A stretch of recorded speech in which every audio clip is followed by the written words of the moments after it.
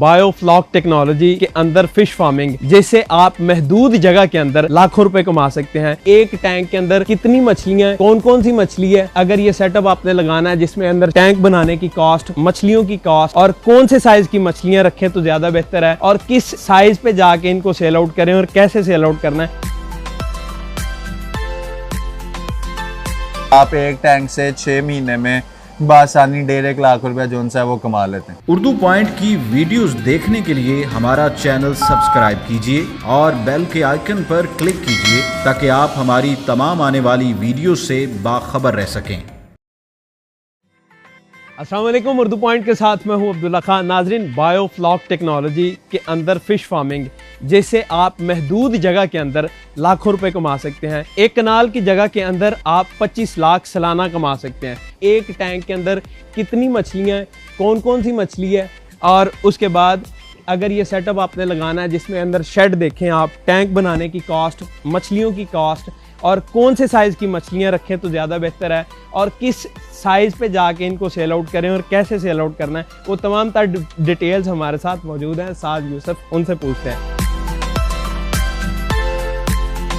अस्सलाम वालेकुम, कैसे हैं आप? खैरियत से? ठीक ठाक है। साद यूसुफ, मुझे बताएं सबसे पहले कि बायोफ्लॉक टेक्नोलॉजी है क्या चीज़ और कैसे ये काम करती है? बेसिकली बायोफ्लॉक टेक्नोलॉजी जो है ये सी कल्चर को हम इसके अंदर डेवलप करते हैं। जैसे आप समंदर के अंदर देखते हैं कि पूरी दुनिया का गंद सी के अंदर जाता है और उसका पानी फिर भी फिश के लिए हर वक्त प्योर होता है। उसकी वजह ये होती है कि उसके अंदर एक बैक्टीरिया होता है जो सारे उस वेस्ट को कन्वर्ट करता है, जो समंदर में रहने वाली चीजें हैं उनकी फीड के अंदर। तो वही बैक्टीरिया हम इन टैंक्स के अंदर डेवलप करते हैं और 6 महीने हम इसका पानी नहीं बदलते और उसी गंद को हम कन्वर्ट करते रहते हैं फिश फीड के अंदर। तो बेसिकली इस टेक्नोलॉजी से 3 चीज़ों के फायदे हैं। एक तो आपका लैंड कम यूज़ होगा, जितनी आपने प्रोडक्शन 1 एकड़ में लेनी है उतनी आप 2 से 3 मरले के अंदर आप उतनी प्रोडक्शन ले सकते हैं। यानी जितनी 160 मरले में लेनी है उतनी आप 2 से 3 मरले में। पहले जगह की बचत, फिर उसके बाद पानी की बचत। 6 महीने पानी भरे, पानी वही रहेगा इसके अंदर, पानी नहीं बदलना। फिर तीसरी सबसे बड़ी बचत है इसके अंदर फीड की।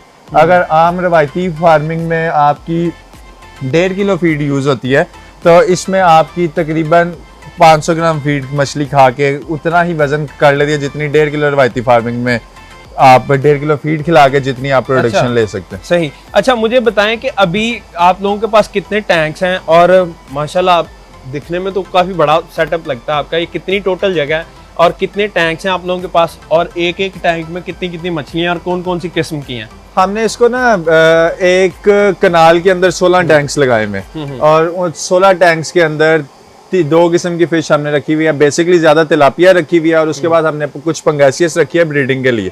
तो ये 16 टैंक्स एक कनाल के अंदर इजीली आ जाते हैं और उन 16 टैंक से हम 16,000 kg की प्रोडक्शन ले सकते हैं अल्हम्दुलिल्लाह। तिलापिया जो है हमारी वो चिरे के नाम से लोकल लैंग्वेज में और पंगेसियस जो है वो बंगश के नाम से लोकल लैंग्वेज में। और पंगेसियस फिश वो है जो आप किसी भी रेस्टोरेंट्स के अंदर जाते हैं, जो आप फिंगर फिश खाते हैं, वो बेसिकली पंगेसियस फिलेज होते हैं। मुझे बताएं, ये जो चीज़ मैं देख रहा हूँ ये किस चीज़ के लिए है? और ये सारा जो है एरेशन का सेटअप है। इसके पीछे एरेशन पंप्स लगे हुए हैं। उन पंप्स के थ्रू इसके अंदर हवा आती है और वो हवा जिस वक्त इसके अंदर जाती है उस हवा में 30% जोन सी है वो ऑक्सीजन होती है। तो इसका ऑक्सीजन लेवल पूरा रखने के लिए हम लोगों ने ये एरेशन का सिस्टम लगाया हुआ है। और ऑक्सीजन देने की जरूरत इस वजह से है क्योंकि एक टैंक में 1000 मछली है तो कम जगह में ज्यादा फिश है। उसकी फिर एरेशन कुछ वाटर पैरामीटर्स हमें इसके अंदर पूरे रखने पड़ते हैं, जिसमें एक डीओ लेवल इसमें हमें मेंटेन करना पड़ता है, इसका पीएच लेवल, इसका एमोनिया लेवल और कुछ इसके वाटर पैरामीटर्स हैं उनको कंट्रोल करना पड़ता है इसके अंदर। जिस वक्त फिश छोटी होती है बॉडी वेट के हिसाब से उसे 15% फीड कराते हैं। फिर जब वो थोड़ी बड़ी हो जाती है वो 15 से 10% पे आ जाता है, 10 से 8 पे। और एंड में जिस वक्त फिश पूरी मैच्योर हो जाती है उस वक्त उसके बॉडी वेट के हिसाब से 2-3% फीड करवाते हैं। मछलियों का साइज कौन सा होता है जब आप खरीदते हैं मछलियाँ? ये और फिर कितनी मछलियाँ एक टैंक के लिए चाहिए होती हैं और मैक्सिमम एक टैंक में कितनी मछलियाँ आ सकती हैं? टैंक की कंस्ट्रक्शन के लिए पूरा सेटअप लगाने के लिए ना 92,000 पर टैंक कॉस्ट आती है तकरीबन। और हम अल्हम्दुलिल्लाह 70 टैंक्स जो उनसे हम वो लगा के लोगों को भी इस सीजन में दे चुके हैं। लोगों को साथ फ्री कंसल्टेंसी भी दे रहे हैं, उनको बता रहे हैं। और उसमें ये शर्त नहीं है कि किसी ने हमसे टैंक्स बनवाए तो हम फिर उसे सिखाएंगे। अगर कोई खुद से भी बनाता है हम फिर भी उसे फ्री ऑफ कॉस्ट जो उनसा है वो सिखाते हैं कि इसके अंदर फिश फार्मिंग करनी कैसे है। बाकी ये कंस्ट्रक्शन के हवाले से इसमें ड्रेनेज सिस्टम इसका सारा ये और फ्रेम इसके ड्रेनेज सिस्टम है। फिर उसके बाद इसकी ये स्लोप है, कंक्रीट बेड है इसका, तो ये 6 इंच का इसका कंक्रीट बेड है। इसके अंदर लेंटर मटेरियल वाला सारा माल इसके अंदर रेत सीमेंट बजरी उस हिसाब से डाली हुई है। उसके बाद फिर इसका जंगला आ जाता है। ये जंगले में 8 गेज की तार यूज करते हैं, जिस्ती तार, फिर ये सरिया यूज करते हैं। इसकी वेल्डिंग कॉस्ट, इसके मटेरियल कॉस्ट, उसके बाद फिर हमारा ये तारपुलिन शीट आ जाती है, तारपुलिन शीट की फिटिंग, इसकी वेल्डिंग, वो सारी चीजें। फिर उसके बाद aeration system, aeration pumps, aeration में काफी छोटी छोटी चीजें यूज होती हैं, वो सारी चीजें। उसके बाद वाटर इनलेट सिस्टम, तो ये सारी चीजें मिला के तकरीबन जो टैंक कंस्ट्रक्शन कॉस्ट है वो 92,000 रुपीज है। उसके बाद आपको जनरेटर परचेज करना पड़ता है, आपको शेड बनाना पड़ता है, आपको वाटर पैरामीटर्स चेक करने के लिए मीटर्स लेने पड़ते हैं। तो बेसिकली 10 टैंक्स जो उनसे हैं, अगर आप 10 टैंक्स का मतलब 10,000 केजी की प्रोडक्शन कर रहे हैं, तो 10,000 केजी की प्रोडक्शन का सेटअप लगाने के लिए जो फिक्स कॉस्ट आती है वो हमारी तकरीबन 15 लाख रुपए हमारी फिक्स्ड कॉस्ट है। उसके अंदर टैंक कंस्ट्रक्शन, वाटर पैरामीटर्स के मीटर, शेड वगैरह हर चीज़ उसमें शामिल होती है। फिर उसके बाद उसके अंदर बच्चा लेके आने से और बच्चा फिश तैयार करने तक वो निकालने के लिए 10,000 केजी की प्रोडक्शन लेने के लिए 8 लाख रुपए से 9 लाख रुपया चाहिए। और वो 8 लाख से 9 लाख लगा के आप 6 महीने में जो फिश तैयार करते हैं 10,000 केजी, वो आप अगर मिनिमम लेवल है उसका मंडी में बेचने का, तो आप मंडी में भी बेचने जाते हैं तो आप 25 लाख रुपए की वो 10,000 केजी फिश जो सी है वो बेच लेते हैं। जो ये तैयार हुआ है इसके अंदर नीचे शीट लगी हुई है और उसके बाद दूसरा स्टेप ये है। ये जो शीट मुझे बताएं नीचे क्यों आपने डाली है?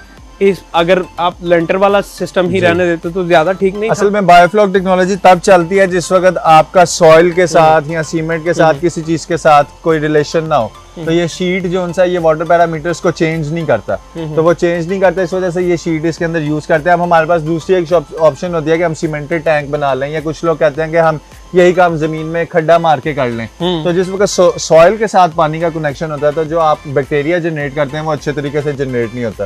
तो ये सीमेंट जो है, सीमेंट के अंदर जिप्सम होता है, वो पानी का पीएच लेवल ऊपर लेके आता रहता है। फिर उसके अंदर पार्टिकल्स आते हैं, सैंड पार्टिकल्स। वो सैंड पार्टिकल्स जो उनसे हैं, वो सैंड पार्टिकल्स फिश के गिल्स के अंदर फंस जाते हैं। तो ये सारी रिसर्च एंड डेवलपमेंट के बाद जिन कंट्रीज की ये टेक्नोलॉजी है, उन्होंने सारी रिसर्च एंड डेवलपमेंट के बाद हमें बताया कि ये तारपुलिन टैंक से अंदर ही इसकी अच्छी प्रोडक्शन होनी है। ये सिस्टम तारपुलिन टैंक्स के अंदर ही चलता है। नाज़रीन, बायोफ्लॉक टेक्नोलॉजी के थ्रू पंगासियस मछली अभी हम देखेंगे और 2 किलो इसका साइज है। तो मुझे अभी ये दिखाएंगे, निकालिएगा बाहर, अभी मैं देखता हूँ।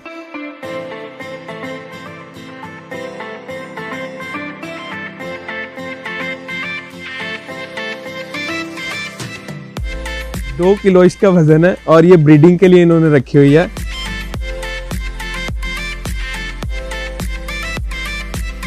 और दूसरी भी दिखाएं, स्लिपरी है थोड़ी सी।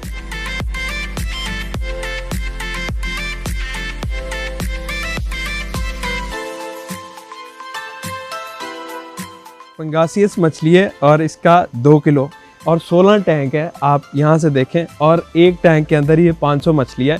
अगर साइज छोटा हो तो 1000 या इससे 6-6 हज़ार तक भी रखी जा सकती है।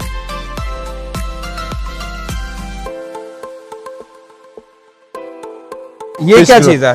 ये 4 टैंक्स का एक ब्लॉक बनाते हैं, उसका ये ड्रेनेज सिस्टम है, कंट्रोल्ड ड्रेनेज सिस्टम है। जिस वक्त हमने पानी निकालना है तो उसका वॉल्व खोल देते हैं, और जिस वक्त उसे बंद करना है तो वॉल्व उसका बंद कर देते हैं। ये कंट्रोल्ड होता है सारा। सही। मुझे ऑक्सीजन मशीन्स दिखाएं जो मैं काम कर रही हैं, और एक यानी कि टैंक के लिए कितनी मशीन चाहिए होती हैं, और फिर आपके पास कितनी है? ये रेशन की जो ये सेटअप लगा हुआ है, ये 8 टैंक्स के ऊपर एक मोटर एक टाइम पे चलती है। ये दिन के टाइम एक मोटर चलती है, ये दूसरी मोटर अभी बंद है। सही। तो रात के टाइम पहली मोटर को रेस्ट देने के लिए दूसरी मोटर ऑन कर देते हैं, पहले वाली बंद कर देते हैं। अच्छा, अमूमन कितनी देर तक अगर लाइट बंद हो जाए तो मछलियाँ टाइम गुजार सकती हैं? ताकि बाज़ टाइम ऐसा होता है कि बंदे को और जल्दी होती है, यार लाइट चली गई है, मछली मर ना जाए। मोर्टेलिटी रेट इसके अंदर क्या है, रेशो जो है? इसमें एक तो लाइट चली जाए तो वैसे तो फिश इसमें 3-4 घंटे सरवाइव कर लेती है, लेकिन उसका वो स्ट्रेस में चली जाती है, उसकी ग्रोथ इफेक्ट होती है। तो बेहतर ये है कि आप 10 मिनट के लिए भी लाइट बंद ना करें। 6000 फिश लाया मैं पहले तीसरे दिन ना, बाय पार्ट्स फिश मंगवाई थी, तो उस 6000 में से 3000 फिश तीसरे दिन ही मर गए, क्योंकि मेरा वो तीसरा दिन था, मुझे चीज़ों का पता नहीं था। और वो फिश मरने की वजह यही थी कि तूफान आया, लाइट चली गई, लड़कों को भी नहीं अंदाजा था, लड़के सोए रहे दिन में, सुबह सुबह 4 बजे का टाइम था, तो वो जिस वक्त मैं 8-10 बजे इधर आया तो जनरेटर्स बंद थे, मोटर बंद थी, बिजली नहीं चल रही थी, तो वो फिश ऑक्सीजन ना होने की वजह से वो फिश जो सी थी ना वो मर गई। तो उसके बाद वो एक तो मिसहैप हमारे साथ हो गया, लेकिन उसके बाद अल्हम्दुलिल्लाह मेरे पास 20,000 फिश मैंने इस सीजन में अपने पास मंगवाई थी, बस 20,000 में से 200 भी नहीं मरी, अल्लाह का करम। 1% से भी कम हमारी मौत। मतलब पहले एक्सपीरियंस में आपकी 3,000 मर गई और अभी आपने 200 भी नहीं मरने दी। अल्हम्दुलिल्लाह। आज मुझे बताएं, इनको सेल आउट करने का क्या तरीका है? अगर आप मंडी में सेल करते हैं तो फिर कितना रेवेन्यू इकट्ठा होता है, प्रॉफिट कितना आता है? और अगर आप इसको रिटेल रेट पर करते हैं तो इसको क्योंकि लाहौर जैसे शहर में रहते हुए हमारे पास रिटेल की ऑप्शंस है, बाहर जो किसी दूसरे शहर में लोग करते हैं उनके पास रिटेल में सेल करने की ऑप्शन नहीं है। तो अगर हम वैसे तो सबको जो फिजिबिलिटी रिपोर्ट देते हैं उसमें यही बताते हैं कि आपने मंडी में बेचनी है, क्योंकि अगर आपने खुद से बेचनी है वो एक अलहदा से आपको उसके लिए सिस्टम जनरेट करना पड़ता है। तो अगर आप मंडी में भी बेचने जाते हैं तो जो फिश आपकी 83 रुपीज़ में या 90 रुपीज़ में तैयार हुई है पर केजी, आपको 83 to 90 रुपीज़ कॉस्ट आती है, वो अभी 200 रुपये से लेकर 300 रुपये तक सारे सीजन में रेट्स इसके चेंज होते रहते हैं, ऊपर नीचे जाते रहते हैं। तो आप एक टैंक से 6 महीने में बासानी 1.5 लाख रुपया जो है वो कमा लेते हैं। सही। अच्छा, लेकिन अगर आप इसको दूसरे तरीके से आप सेल आउट करते हैं, हम क्योंकि लाहौर में बैठे हुए हैं, हमारे पास लोग हैं पैसे खर्चने वाले और सोशल मीडिया को यूज करने वाले, समझने वाले, तो हम अल्हम्दुलिल्लाह 699 रुपये केजी बेच रहे हैं। इसको मैरिनेशन करके मसाला लगा के होम डिलीवरी देते हैं, घर में जाती है फिश और रेडी टू कुक, बस आपने उसे फ्राई करना है। सही। उसमें डिलीवर भी आप खुद करते हैं, चाहे कहीं भी करने पड़े? पूरे लाहौर में कहीं भी डिलीवरी देनी है, बेशक आप 1 किलो फिश मंगवा लें, आपको घर डिलीवर हो जाएगी। आप आज ऑर्डर देंगे, कल सुबह लड़के 4 बजे 5 बजे फजर की नमाज के बाद ये फिश पकड़ते हैं और 9-10 बजे तक हम उसे तैयार करते हैं और उसी दिन आपको डिलीवर कर देते हैं। और पूरे पाकिस्तान में मैं गारंटी के साथ कह सकता हूँ आपको कोई ऐसी फिश नहीं मिलेगी जो उसी दिन पकड़ी गई और वो आपके पास पहुंची हो। टेम्परेचर को आप मैनेज करने के लिए क्या करते हैं? ये कौन सी आपने पेपर लगाया हुआ है? 30 गेज की इस पे पॉलिथीन शीट लगा के से पूरा सील कर दिया हुआ है और इसके साथ हम सर्दियों में टेम्परेचर कंट्रोल कर लेते हैं जी जी। और गर्मियों में हम ये ऊपर से ये प्लास्टिक शीट उतार देंगे और इसकी जगह फिर हम ग्रीन नेट जो है ना वो लगा देंगे। सही। तो जो रात को लाइट्स चलना लाजमी है इधर? आपने वो जो एलईडी लाइट्स भी लगाई हुई है? एलईडी लाइट्स इस वजह से लगाई हुई है कि किसी वक्त लड़का आता है चक्कर लगाने, वो लाइट ऑन कर ले, देख ले सारा कुछ ठीक है कि कैसे मामला स्मूथली चल रहे हैं। वैसे नॉर्मली फिश को रात को हम अंधेरे में ही रखते हैं। सबसे इम्पोर्टेंट चीज़ जो इनके पास ब्रीडिंग के लिए फिश तैयार हो रही है वो देखते हैं और उसके लिए हमें उधर जाना होगा, तो उधर चलते हैं हम। आज ये जो ब्रीडिंग के लिए फिश हम तैयार कर रहे हैं ना, ये अगर इसकी ब्रीडिंग और फार्मिंग शुरू हो गई पाकिस्तान में तो तकरीबन कोई 3 बिलियन की इंपोर्ट होती है इसकी, ये पंगेसियस के फिलेस की बाहर से 3 बिलियन की। और अगर पाकिस्तान में इसकी अपनी फार्मिंग शुरू हो जाए तो वो 3 बिलियन का एक तो लोगों को काम मिलेगा और एक्सपोर्ट जिस वक्त हमारी कम होगी तो ऑब्वियसली आपको आइडिया है कि करेंसी जो है वो हमारी कितनी बेहतर होती है। तो ये इसकी ब्रीडिंग आज तक ना होने की वजह पाकिस्तान में ये थी क्योंकि सर्दी में ये फिश मर जाती थी। तो क्योंकि हम सर्दी में अपना टेम्परेचर कंट्रोल कर सकते हैं तो हम लोगों ने ये ब्रीडिंग के लिए इसको अभी तक अल्हम्दुलिल्लाह शदीद सर्दी के दिन है हमने इसको बेहतरीन संभाल के रखा हुआ है। तो इसकी हम मार्च में ब्रीडिंग ले लेंगे इंशाल्लाह। तो इसकी ब्रीडिंग लेके तो फिर फार्मर्स को बेचेंगे इसका सीड, ताकि वो ये फिश जो हम बाहर से 800 रुपए केजी इंपोर्ट करते हैं, एक तो वो लोकल लोगों को मिलेगी सस्ते पैसों में, बोनलेस फिलेस लोगों को मिलेंगे और फिर हमारी इकोनॉमी उससे बहुत बेहतर हो जाएगी। फार्मर्स के लिए भी काम होगा, लोगों के लिए भी वो फिश मिलेगी। तो ये बेसिकली हम पहली दफा पूरे पाकिस्तान में इसको सर्दियों में बचा के बैठे हैं। अच्छा, पूरे पाकिस्तान में। सही। अच्छा, वैसे एक रिवायती कहा जाता है जो गाँव में लोग स्विमिंग पूल्स या इस तरह के फिश फार्म्स बनाते हैं, क्योंकि हम भी अक्सर कभी बात करें वो कहते हैं यार लोग बीच में कुछ चीज़ें फेंक जाते हैं, दवाई फेंक जाते हैं जिससे मछलियाँ मर जाती हैं। तो आपको इनसिक्योरिटीज का कोई इस तरह असल में ना वो जो लोग कहते हैं कि किसी ने कोई चीज फेंक दी, ऐसा होता कुछ नहीं है। बेसिकली वो वाटर पैरामीटर खराब होने की वजह से ऑक्सीजन कम, रवायती फार्म में बड़े पॉन्ड्स में भी हबस के दिनों में टेम्परेचर जो सा जून जुलाई उसका ऑक्सीजन लेवल जो सा वो जून जुलाई में कम हो जाता है, मछली मर जाती है। लोग कहते हैं किसी ने कोई चीज फेंक दी, तो ऐसा होता कुछ नहीं है। तो लेकिन वहां पे जो रवायती फार्मिंग में एक मसला आता है, वो क्योंकि इतनी बड़ी जगह होती है उसकी सिक्योरिटी करना मुश्किल होती है। कोई बंदे रात को आए 3-4 घंटे में नेट मारा, सारी मछली निकाल के ले गए। तो यहाँ पे हमें उस तरह की इनसिक्योरिटीज नहीं है, क्योंकि एक तो हमारी अपनी प्रॉपर्टी के अंदर 4 दीवारी बंद के अंदर है, फिर एक ये शेड है, और छोटी सी जगह के ऊपर मुझे एक एक टैंक का मैंने जो हिसाब रखा हुआ है, आप किसी भी टैंक में कितनी, अब हम इसको वैसे तो नहीं गिन सकते कितनी मछली है इसके अंदर, लेकिन मेरे रिकॉर्ड्स के अंदर एक एक मछली है कि इतना स्टॉक मेरे पास पड़ा है। कैसे अटेंडेंट सुबह करते हैं रोल कॉल और फला मछली अगर निकालते हैं ना जो बाहर जाती है उसका फिर हम नोट कर लेते हैं, या मोर्टेलिटी हो गई है, इतने पीस मर गए हैं, इस साइज के मर गए हैं, फिर हर 15 दिन बाद इनका वेट करना, वजन करना कि अभी एक मछली का वेट करते हैं। नहीं, कोई 15-20 मछलियां वेट कर लेते हैं और उसको फिर उसकी एवरेज वेट एक हम निकाल लेते हैं कि एवरेज वेट इसका इतना होगा। अच्छा, इनको खिलाते क्या है? एक स्पेशल फीड है इनकी, अमूमन कहा जाता है जो बाहर फिश फार्म्स बने होते हैं रिवायती, उनके अंदर तो उनको चारा भी डाल देते हैं, बरसीम डाल देते हैं, बड़ी चीजें उनको डाल देते हैं। ये तो इनको क्या खिलाते हैं? बड़ा जरूरी है आपका ये सवाल है। ये बायोफ्लॉक टेक्नोलॉजी में ना हर्बीवोर फिश जो ये चारा चूरा खाती हैं, रोहू वगैरह, वो नहीं पाल सकते हम।